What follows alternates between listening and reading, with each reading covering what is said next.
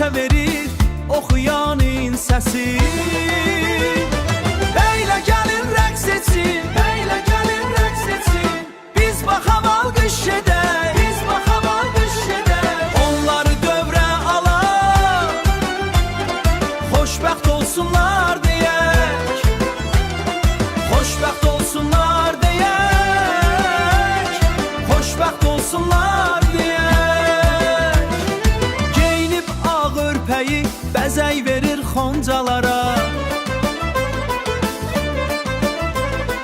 Bəylə gəlin yan-yan necə yaraşır Allahama.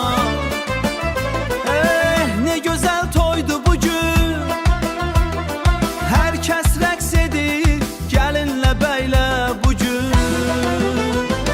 Bəylə gəlin rəqs etsin, bəylə gəlin rəqs etsin. Biz baxam alqış edək, biz baxam alqış edək. Onları dövrə alaq, xoşbəxt olsunlar deyək, xoşbəxt olsunlar deyək, xoşbəxt olsunlar deyək.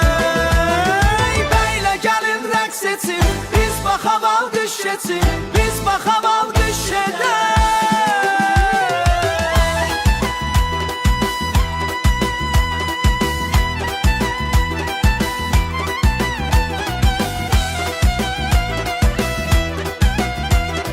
Xoşbəxt olsunlar